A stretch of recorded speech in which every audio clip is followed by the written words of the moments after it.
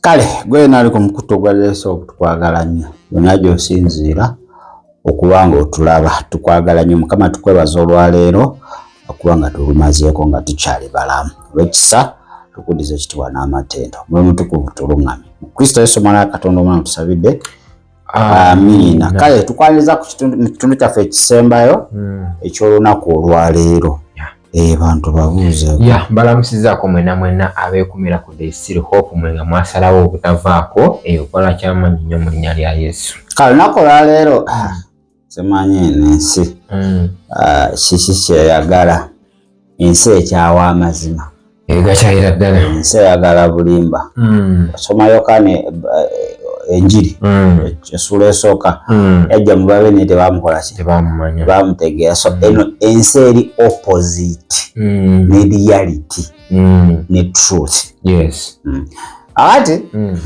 Aida yavayo naawe obujulizi tiyagenda mu ggulu ne babukuba era wekiri agamba bufu kasirye yavuddeyo obujulizi bwakaze nabo bukadde abakataana abantu bobalowooza byajjo anti bakabira ababwe akatambula kati bobalowooza bwajjo naye nga bukadde bakazere nga yaffe tunakolera sitaani bitu ebyali bitambula kati era bakoze eki naye bamutaddewo wakati eno ensi yo terina kyeyagala ekyeggulu bakiwakanya n'ekyabwe kyennyini nakyo bakiwakanya so muvuka bloga ali awo alina kyabagita munnayuganda amusabudde bubi nnyo agambye bigozi byakumalwa ebyo si bituufu nammwe mutwala eri ate muleke mutulabako amatu mutuyitambuzi bannange uganda wange eno ensi kati wootuusa olina kukola kituufu kwata matu tekamu pamba gukola naye okwogeza n'owensa amatu muganda wange ogenda kubeera disappointed ogenda kubeera discouraged wekiri ove ne ku kituufu otandike kati ku exchanging words kuwanyisaganya ebigambo ate kati awo oba obaleese oba bayise leka tusooke tukuwa akatambi ako owulire ono omusajja oba muki kali nabagamba tosaleeta musawo alimirire mu kaguli akuwolereze nakuba empiso takisobola okitegede tosaleeta pilot abuusa ennyonyi omwaye kati mu oluguudo tekisoboka buli omu alina kyamanyi ekyasobola kakati bino bya mwoyo ebyomwoyo kasita obiza mu magezi gano aga bulijjo teri kituufu wadde eki n'ekimu byogera buuza mu Katonda ani yamutonda era byogenda okuddamu Katonda azaala Yesu abeera ate omwana wa Katonda ani omukazi wa Katonda ogabuuza ebintu by'ekisiru kaze tukuwa akatambi ako sobole tukomewo ate.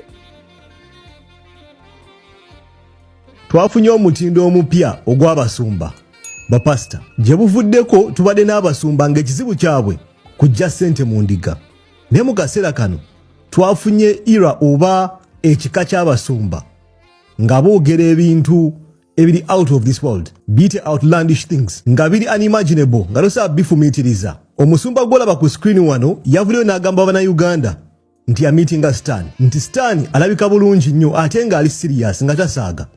Gye buvuddeko twalaba omukyala eyavaayo n'agamba yagenda mu ggulu kwegamba ekika ky'abasumba kye tufunye kyanjawulo mukko.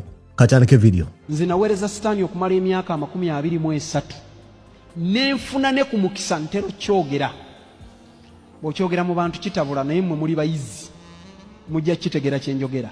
Natendekebwa okuweereza Sitaani okumala emyaka 20 weddu. Omanyi kyensinga okwagala ku basumba we bati ekikonfi. Omwami ono saagala munfune bubi abalaba vidiyo eno siri kuwakanira ddiini wano siri kugamba nti eddiini eno esinga eddiini eno nedda. Nze issue yange n'abasumba we bati okuvaayo ne bakola claims nga tebalina evidence aclaiming ebintu nga biri unquestioned tewali amubuuza Stan wa mu meeting otya appointment yaliwa mwe meeting ku Cafe Javas n'akutwala yaliwa avaya akola claims aclaiming ambu yagera n'aweereza Stan okumala emyaka 23 yakola training obettizi okumala emyaka 2 nga bamu training engeri gyagenda oweereza mu Stan naye answers atatuwa ebintu byakyayingiramu kugamba ya meeting atya Stan yamutuukirira atya lwaki mu bantu bonna over 20 million Ugandans cause ndowooza by then 20 years ago oba 30 years ago tuyinza oba twali between 20 to 30 million mu bantu miliyoni 3 oba 2 lwaki balonda mu ggwe kyanjawulo ki ky'olina nti Stan yajja n'aselectinga ggwe n'akutwala n'akola nawe appointment ne mutuula wansi n'agamba ngenda kukutraininga ye bani abakutraininga ye problem ya claims bweziti ziri unjustified ayogera bintu lwakuba ali mu ssaako z'abantu abakkiriza nga we nagambe size questioninga faith z'abantu naye sometimes olina ofumiitiriza nti omuntu wakugamba na meetinga Stan atya yamusangawo yayitawa Stan abeera wa direction ziriwa nenkuguka ngambuuka ne mu bbanga ng'empewo kulevo mu Africa nga ndi wakutaano nga Koffi Olomide yatusinga nenzuula ebintu mmwe bye mutamanyi biri ku Stan alina ebiwawaatiro 4 1 2 3 bimeka 4 ebibiri abizingako bwati n'abituulako bwati era ye atuula X bwati ng'akola emirimu gye mwoyo guli mu kifaananyi ky'omuntu gwe nga ggwe bwoti naye mulungi nnyo bw'ogutunulako bwoti yagala okole nagwo bwe baba nga waliyo ebitonde Katonda bye yatonda nga birungi mu nsi wali atunuliddeko omukazi omulungi nze nasanga Roger Mugisha mu 2000 ku Capital Radio ng'akola nentuuka gy'ali nga yalina okundayiza okuweereza Stan nga tannakyuka n'ayogera byayogera ng'alina eddoboozi n'akyuka nange ne ngamba waaw nga siraba nk'omulenzi mulungi ng'oli ngolako oli omusiyazi nze nkigambye nkuwadde breaking news Savaya claiming nti mwaka gw'2000 ya meetinga Roger Mugisha eno story yaliwo nga tukula twali baana bato ebintu byogenda mu nnyanja asima Roger Mugisha alina amaanyi ag'enjawulo yali vibe babyogeranga nga bakola PR kyalinga kiboozibozi tebyalinga bituufu n'okulaba omwami ono musajja omukulu nga believing emboozi bweti kyannaku ate nga ajja mu maaso g'abantu ku katuuti mu church gye twantute serious najja yandika okuwa message bweti nga yemboozi gyanyumya mu church okuwabya abantu cult oba zi group zitandika bwe ziti omuntu ajja n'ekiboozi n'agamba nze ndi wanjawulo na meetinga so and so na meetinga Stan ne mulwanisa najja na brainwashing abantu mu church ekivaamu ng'akola ebyakibwetere ekidiinidiini ng'ayokya abantu bikauti bitandika we biti omuntu omu okujja n'agamba ye ali special w'amaanyi wanjawulo alina amaanyi ag'enjawulo siri kuwakanya ddiini y'ono mwami temunfuna bubi mpakanya message ye wali olabyeko omuntu omulungi noga naye bane Katonda atonda nze lwe nagende e Rwanda nali ndowooza bamalayika bwe baava mu ggulu baagwa Rwanda abaana b'Abanyarwanda baki abo njogera ku be nalabako obulungi obuli awo teri yenkana bulungi Stan soogera bulungi bw'emirimu gy'akola si kyendiko ndiku mukiyita mutya bw'omutunuulira owulira nga oyagala ayina ekisikirizo obeere naye kulwa beauty eyo kyova olaba ntera nnyo kigamba abaana nga ndi mu conference z'abaana ez'amasomero oba conference zonna ze bampisemu ez'abavubuka mbuga nti obulungi bwobwo bulungi nnyo naye erudda butwa kubanga Sitaani abwagala nnyo amanyi nti bumukolera emirimu buno obukodyo obubaddewo for so long abantu okukozesa ekintu omuntu kyayina against them society evaayo negamba nti omukazi omulungi omwero ow'ebbina tasobola kubeera mukazi mufumbo nga baclaiminga nti abeera mwenzi kwegamba zino stereotypes ziruddewo ebintu nga bino n'omwami byali mu kwogerako ebyokugamba nti omuntu alabika obulungi omuntu alina ssente emboozi bweti erudde wewangadde ng'abantu bagikozesa okujustifyinga failures zaabwe gulwakuba toli mufumbo n'olaba omukyalo omulungi ku kyalo ng'alivinga life ye ng'okirinako obuzibu n'ogamba oyo malaaya yeetunda lwakuba alabika bulungi ono omwami kyali mu kukola essaawa eno omuntu okuba ne ssente okulabika obulungi tekimufuula mubi tekimufuula sitaani tekimufuula nti buli kyakola kikyamu ebiwawaatiro bibiri birimu ngereze ku kakike muyinza okutegeera abaali bayimbyeko ng'oli muyimbi nkulaba gwe okuba ennanga naye waliwo amabanda baagakolanga naddala abeeyo ebusoga eyo oba engule bagakwata ne bagasalaasala obuntu bwe bati ne bagaluka ne bafuuwa tones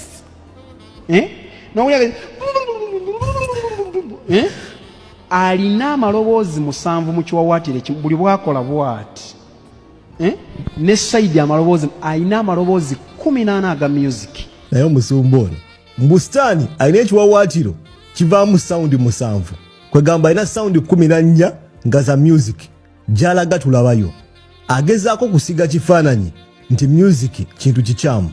I agree, music kintu kikyamu ku lw'ebintu ebikyetoolodde naye osanga omuntu ng'alina self control ng'asobola okwekontrolinga. Tukimanyi nti abantu bagenda mu zi club bakosa drugs banywa omwenge bakola ebintuntu bengaginga mu behaviors ziri risky because bali intoxicated. That's how music is bad. Naye ate omuntu wajja n'akugamba nti music ebeera communication eya sitaani nti omuntu ayimba abeera communicatinga abeera agent wa sitaani aba alimbamu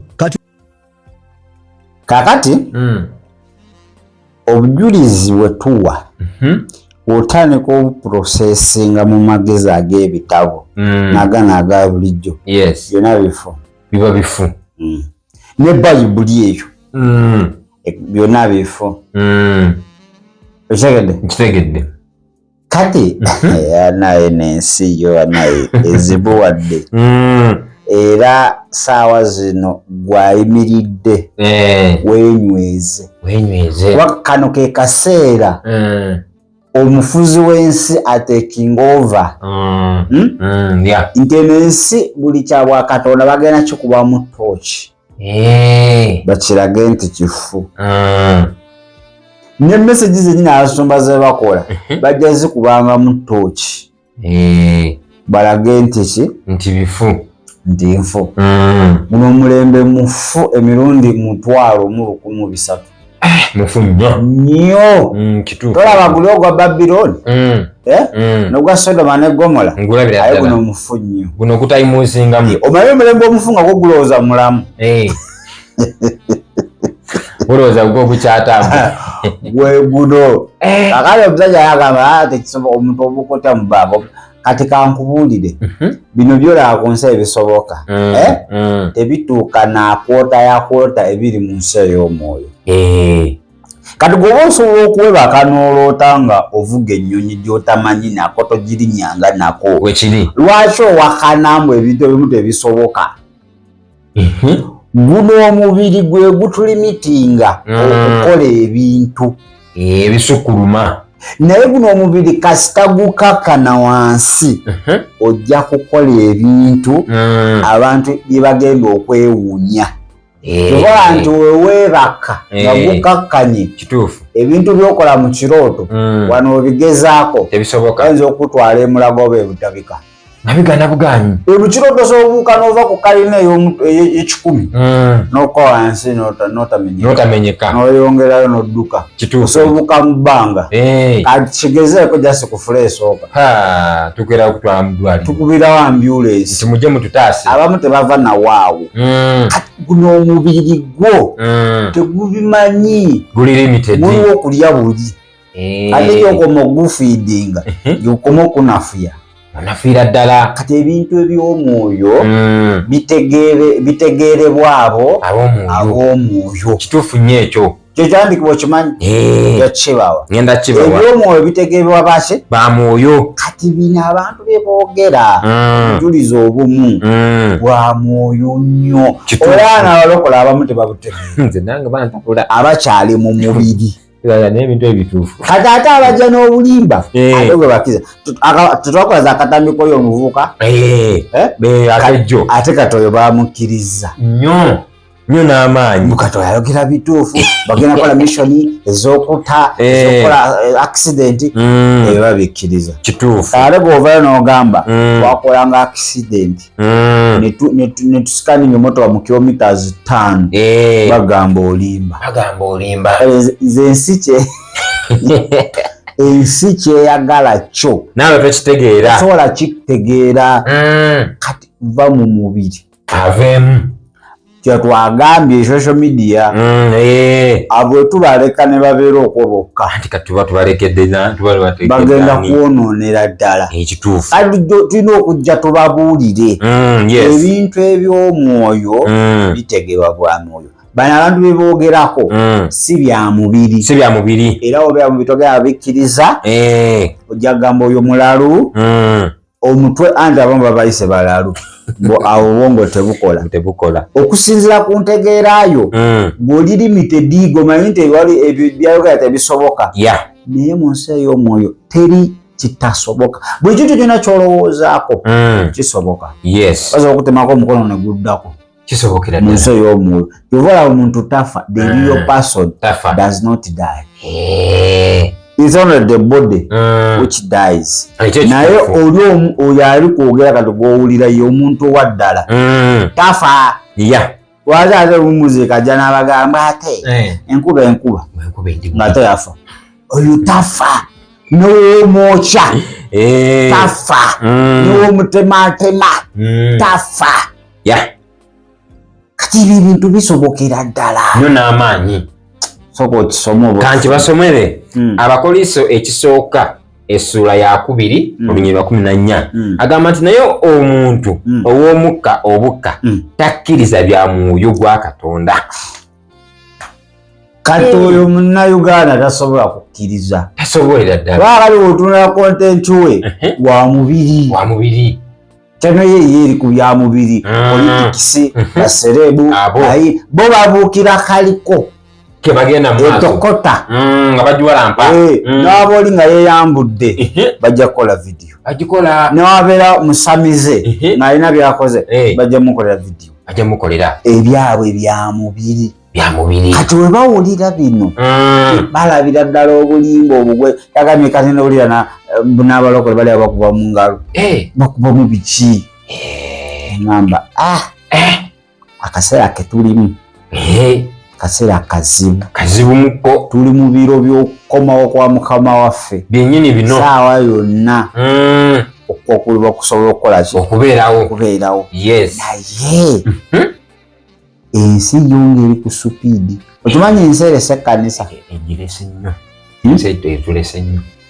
eri active n'emirimu gya mukama waabwe bakolera ddala kakati ffe wetulaba eyo message oba buvidiyo obuvoola obubaka bw'abaweereza ate ne twegatta ku bo bano ab'ensi tubawagira mufe okola spiritual analysis oddamu kano nawe n'okomentinga ne emoji obuseka n'ofenseko ojula kugwa mu bisowaani gamba nange mbeewuunya okaggwemu ku balokole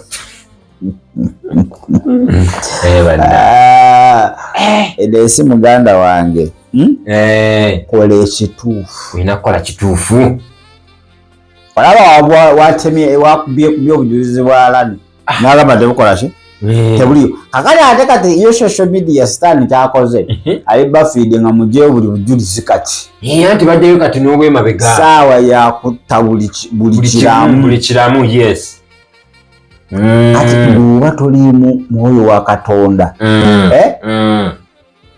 ogenda naawe kwegatta ku nsi tandise okulamuza ekkanisa weewaawo waliyo obufu obwabamu tetugaana buli era ne sitaani aleeta ababe ne babuwa okitegedde naye ate buli olaba duplicate manya waliyo original. Original ebeerayo.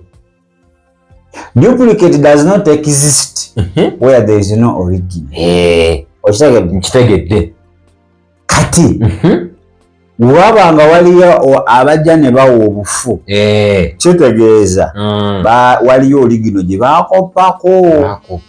Wano Uganda osobola okundagako emitwalo 10 ak'ekicupuli. Asizi ate kavaawa. Lwaki? Kubanga tekanajja. Tewannajja kicupuli tewannajja original mwenyewe ey'ekumi. Kati era ne bakusanga n'ak'ekumi bakukwatirawo bukwa tebasooka kubuuza oba kicupuli oba si kicupuli bakukwatirawo kubanga teziriiyo kalensi ya Uganda. Bwekiri. Kati kyekyo ebicupuli bijja kujja kubanga original ki obujulizi gye buli obutuufu abantu babuwa naye butegeerebwa abo ab'omwoyo bokka. Kale ab'omubiri bo bajjawo nga batematema balaba mbu ate osobola okutemebwako omukono ne guddako baseka busaga tekisoboka.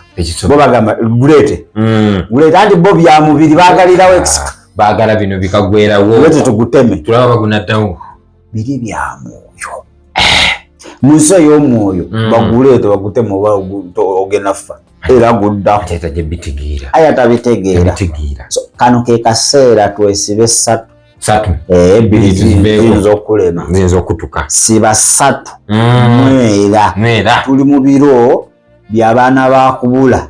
Kituufu nnyo. Sitaani ali kukola nnyo okubuza ekkanisa. Ate ekkanisa naye eri kukola nnyo okwebuza. Okwebuza. Era ebyo okukola kyeteekeddwa okukola. Eri mu kwebuza. Yes. Ate babuza challenge ezo nga bavoola obujulizi. Mpitirivu ku social media n'okusinga obujulizi bwennyini. Okitegedde ekyo. Challenge ezivoola mpitirivu n'okusinga obujulizi. Nga scrollingako video 2 ng'ali kukuvoola. Video 2 ali kuvoola. Singa naffe tubutema tubuyiwako n'okwata n'ogaba bannaawe buno obujulizi butuufu. Kyayogera okusinza ku kyandikwawo ekiti kituufu n'oteekayo n'olinateekayo naffe ne zibeera okwo nga mpitirivu. Ate olagenda kugamba nti tetwana mubiri na musaayi. Ogwo si mubiri na musaayi. Tuba tupushinga njiri mu maaso. Tubeeraawo ate buno obw'okuvoola ate bwe tusindikira bannaffe nti munange olaba bye batukoze mu guruupu y'abalokole n'oteekayo nga baseka. Mu ggulu waliyo effumbiro. Manye ekyasinza okumalamu amaanyi nalabako n'omusumba nga interpreting obujulizi bwa Aida naye akola comedy. Naye agamba mbu nenfa tomulaba. Ate kati olaba omusumba oba olina ekyokulabirako ekirifaana ate n'okozesa obujulizi olina kyoteeka mu bantu ne balowooza kitegeeza bino ebintu bya comedy. Namwewuunya ne ngamba omulaba Mukama atuyambe kubanga ebiro bye tulimu byo si byangu byakabenje nnyo. Otabeere na maaso ga mwoyo bagenda okukuba ebyuma ono gwe tulimu mukoka akulukuta. Tewali kyatali kutwala. Kati gulina okubeera n'amaaso ag'omwoyo agalabira ewala nogamba mukoka wuuyo nodda ebbali noweetegula ekibabu. Kituufu nnyo. Otherwise naye ffe twongera okugumya abaweereza ba Mukama.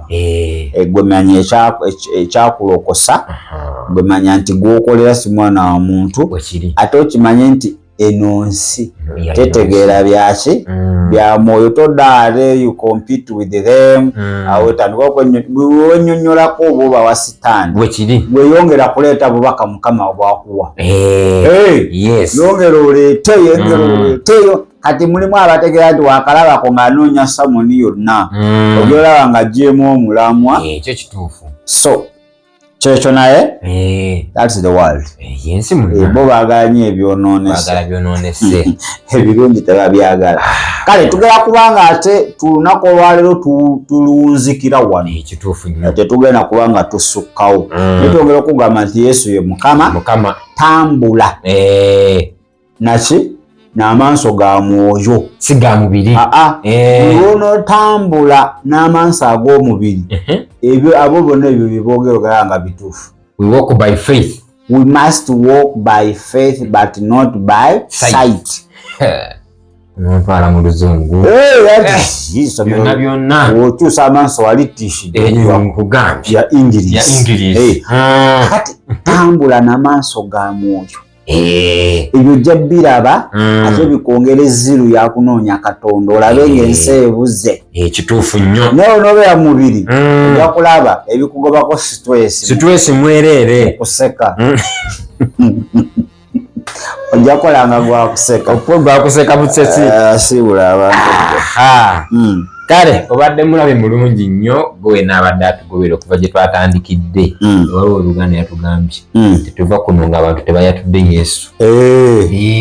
Kale ekyo kikulu nnyo ensonga lwaki enjiri ebuulirwa. Kituufu. Kakati gwe buli lw'otegeera amazima gakufuula ki? Ow'eddembe. Ofuuka otya ow'eddembe? Okkiriza Kristo Yesu omwana wa Katonda omulamu n'omukwasa obulamu bwo. Muno mu nsi tuliwo for a short time, tulina gye twava era gye tudda, naye eyo tosobola tuukayo nga tolina mwana wa Katonda omulamu. Kakati gwe yenna amwetaaga tetugenda kugamba nti ate gula amazzi. Oli omwana wa Katonda waffiri omukkiriza bukkiriza. Bayibuli nga bweyogera mu Baluumi 10 omuntu akkiriza na mutima gwe era n'atula n'akamwa ke okuweebwa ki? Obutuukirivu, obulokozi.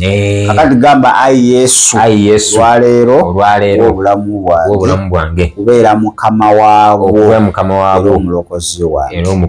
Yeegaana sitaani enkola ze zonna.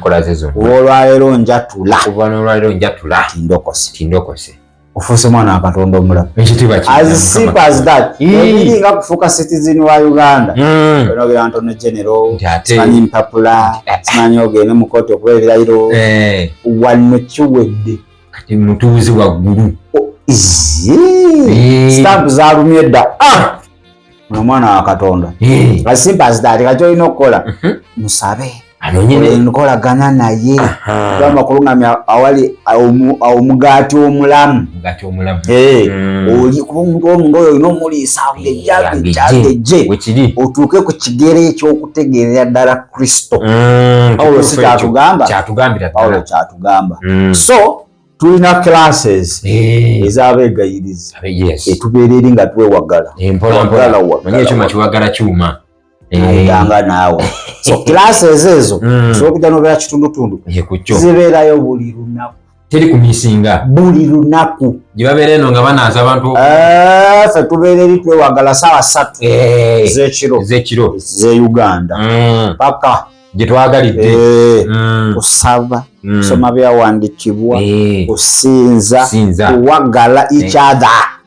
Okitegedde. So osaba link okujja mu inbox yange osobola okukozesa official email address yaffe tishtv74@gmail.com.